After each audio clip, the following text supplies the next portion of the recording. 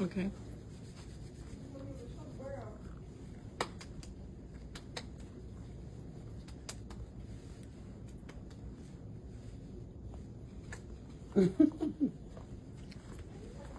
Okay, and I don't know what's been on this table, so I am going to clean the table with my now clean hands. Wait, you can do 0.5? To do 0.5?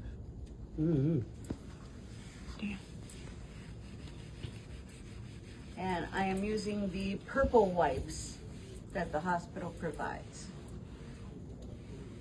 Lysol wipes will suffice for here. And I'm going to drop that in the trash. Don't take a picture of the fact that there's no actual trash. Okay.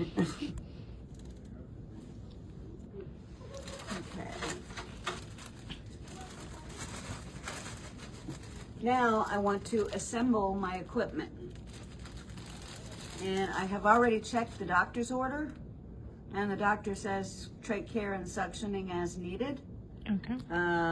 I've determined that there's nothing that is in this tracheostomy care kit that the patient might be allergic to. I'm going to set my red bag here for anything with secretions. I'm going to sanitize my hands since I just touched a potentially unsterile patient table.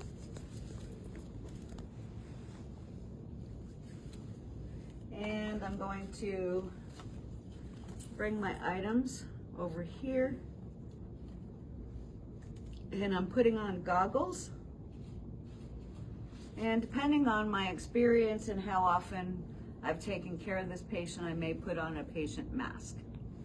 For the purposes of this video, I'm not using the patient mask. The patient is approximately at waist level.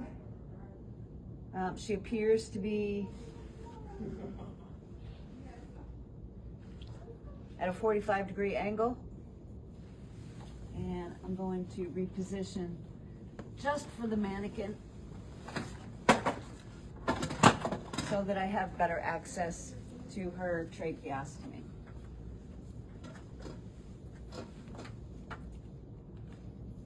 At this point, I want to turn my suction onto continuous. Okay. And I want my suction to be between 80 and 100 millimeters of mercury of suction. I want to increase the oxygenation up to the 10. And then I'm going to do my patient safety checks. First and foremost, I have suction that works. I want to make sure I have an ambu bag with its associated mask. The mask does not have to be attached. I need those just in case the patient's trach comes out. I need the mask. If I need to ambu the patient, I don't want the mask on if I'm using the trach. And last but not least, I have an obturator, which is going to place hold should my trach come popping out. I have an extra tracheostomy tube, and that tracheostomy tube is at least the same size, if not a tiny bit smaller, but at least the same size as my tracheostomy. Now, I can't see that writing, but it looks like it says a 6.0. All right. Now, I've got humidified oxygen, usually by aerosol. That's another thing that I have on order, is the correct one, and a tracheostomy collar as opposed to the mask. But I want to make sure that I have adequate humidification to keep secretions nice and clear. Okay. Moistened so that they can be expectorated. Otherwise, patients may tend to get a mucus plug. So that's why I need humidification. To keep it moist and so it could, stay loose. I want to make sure that I've increased to 5 to 10 on the oxygenation. If I am using the aerosolized, I will dial up to 100% during this procedure and back down to the level the patient is ordered. That would be the FiO2, which is fraction of inspired oxygen. And normally we breathe 21%. However, for every 4 liters per minute of a cannula, or the way it's set up right now with a tracheostomy collar, it would be 4%. So if I turn it up to 10, it's going to be an additional 40% oxygen. So that's for hyperoxygenation. Now I'm going to take my stethoscope, lovely stethoscope that it is, and I'm going to listen to my patient's lung sounds. Oh, Mrs. Jones, it really sounds like you need to be suctioned in your lungs.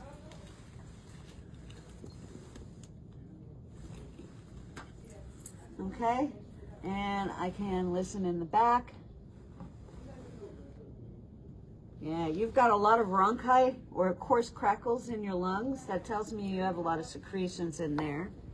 And I'm checking your name and date of birth. Okay. So what I'm going to do right now, I have some extra oxygen on. Take some nice deep breaths. I'm going to set up and I'm going to perform suctioning to get all those secretions out of your lungs. Okay?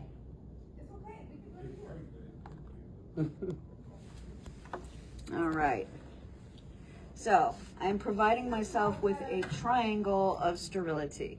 Okay. So I can turn this way or I can turn this way and not break sterile technique. I'm going to set this closest to the patient. I'm going to open this. I have my 1-inch border that I'm allowed to touch.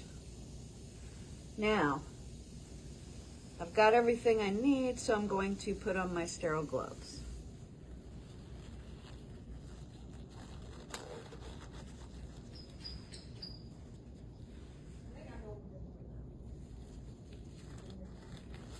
Notice that I'm putting them on kind of up so that I don't actually brush something that's not sterile. If I need to, I can now fix it. I just don't want to go down here and try to fix that. So you fix it right here?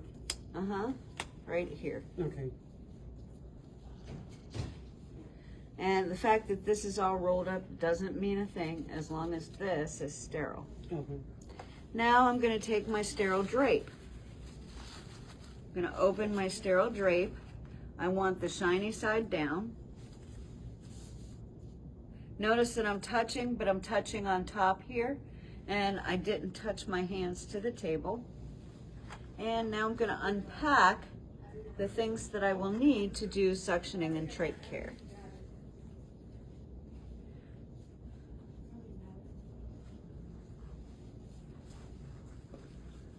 And there's no rhyme or reason to how I organize this. You can put it the way you want it, whatever feels comfortable. I like to put the like things together though. And then I'm going to take out, making sure not to contaminate on the edges, some sterile saline.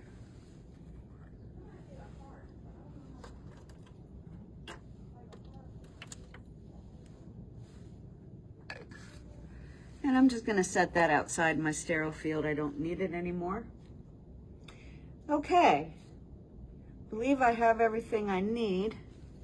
And so now, and I'm still sterile, I want to position the suction catheter away from the green connector so that I don't contaminate the catheter. And I'm going to now connect. And my non-dominant hand is now not sterile. I'm going to make sure that the suction is working and it lubricates the end of the tube just a little bit. So we don't have to clean this first? No? Okay. All right, take a good deep breath or two. I'm checking for oxygen saturation. She's only 90% saturated. So I really need to make sure she hyperoxygenates, because when I place this catheter, I'm suctioning oxygen and air out of her lungs. One more deep breath. It went up to 91 while I'm doing that, so okay. It'll get better, I hope, once we get this stuff out of your lungs. So I'm going to pass the catheter down into the patient's tracheostomy. The patient is going to start coughing. Cough, cough, cough, cough, cough. And now I'm going to apply suction. And I'm going to pull back. It's very important not to accidentally contaminate like this. Mm-hmm. So as you pull out, now, as you can see, there are holes on either side of this catheter. And that's why I'm using a twisting motion. Now, some people will tell you that that's not necessary. I just find that you get better result and have to suction less frequently whenever you use that twisting action. Okay, take some more deep breaths. And I'm still hearing some rattling. So I'm gonna go down and suction once more. Okay. Nice deep breath. And here comes the catheter again. Be prepared to cough. Cough, cough, cough, cough.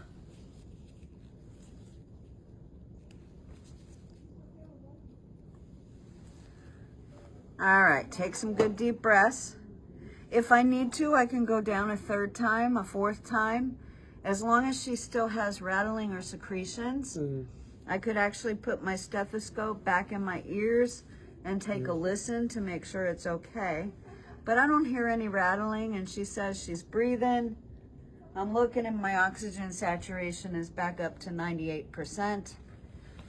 And she seems to have a whole bunch of secretions. Okay, Miss Victoria, I'm gonna suction here in the back of your mouth. All right. Okay. So, I'm gonna take my suction catheter and just put it here in the red bag.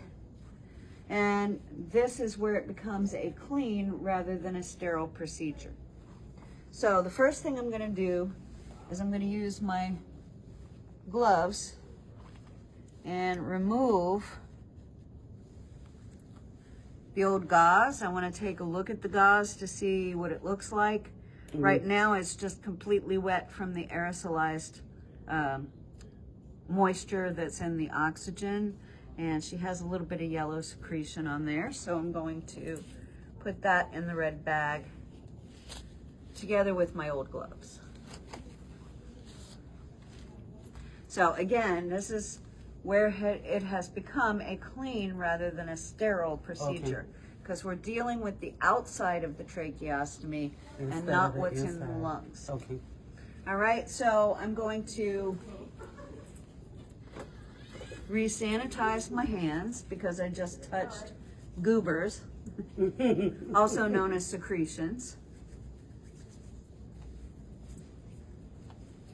Now I really don't want to turn my back on my sterile field just because if a fly landed on there, we don't want maggots in somebody's trach, right? So I'm really paying attention to it. I'm just not necessarily sterile anymore. So now I'm going to take a pair of clean gloves once again.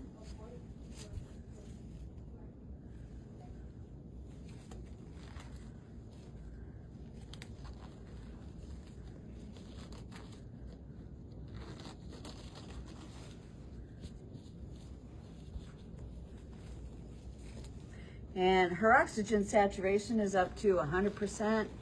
She's breathing okay. She was really actually only ordered to get 30% oxygen. So I'm going to turn this back down to the 30% oxygen. I will continue to watch the saturations to make sure that while I have her off oxygen, she doesn't drop. But otherwise, I'm going to dip this into the sterile saline. And the first place I'm going to go is I'm going to clean under the trach and into the contaminated waste. Dip, dip, dip. Again, under the trach. And notice I put the oxygen back on when I'm not dealing with the trach. Okay? If I need to, depending on what you see when you open up, when you look under the trach collar. So dip, dip, dip. And I'm just going to clean around here so that the trach plate is clean. And again, it goes right in there. All right? Take a deep breath again. And I'm just going to assess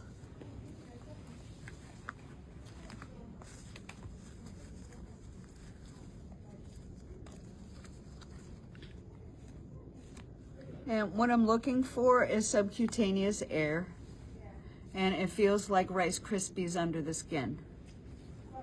And I don't feel any, so that's a good thing. Next, I'm going to take this off. And I had to unlock it and pull it out. I placed it in the saline, and you can do that while you're cleaning around the tracheostomy. I find that sometimes dip, dip, dip, they will get stuff around here. And while that inner cannula is out, is a good time to clean that. Okay. So again, that'll go in there. The inner cannula is something that in long-term care, you will see inner cannulas more so than if you're in the hospital. In acute care facilities, they will usually use one that you just pull it out, throw it away, and put a new one in. In this case, however, we have one that has a non-disposable inner cannula. Okay. So I want to use my brush, and I'm going to clean the inside of the catheter. Occasionally you will see secretions that are stuck in there, hence what I was talking about with the mucus plug. I'm going to throw that right back in there or in my red bag. And now I'm going to use, for the exterior, a piece of gauze. For the interior, 1 or 2 of the pipe cleaners.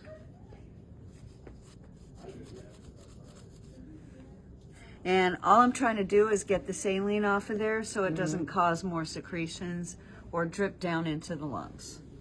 Now I'm going to angle this the way that the airway would go. Insert, and then lock. And you can tell it's locked because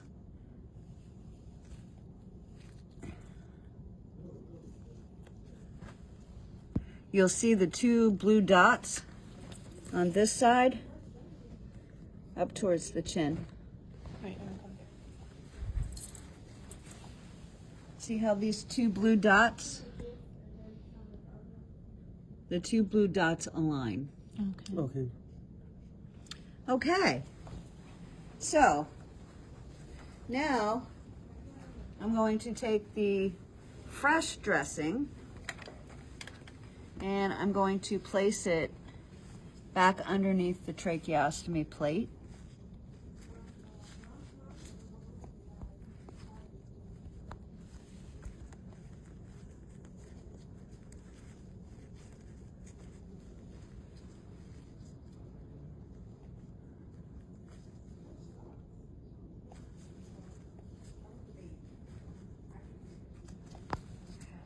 And if I were going to change the ties, I would do so now.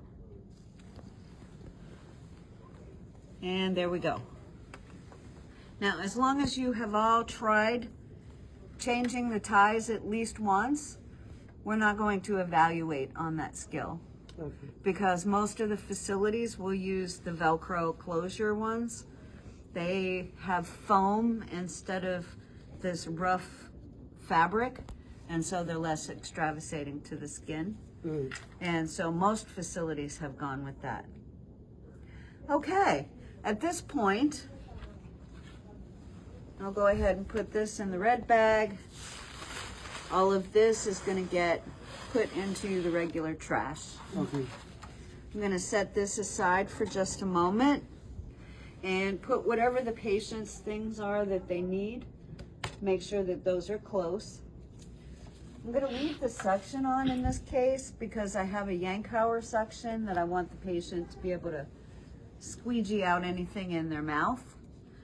If the patient is brand new tracheostomy will be sutured in. If I were changing the trach plate, I would want to have somebody helping me, and they would just hold the tracheostomy plate while I change the ties.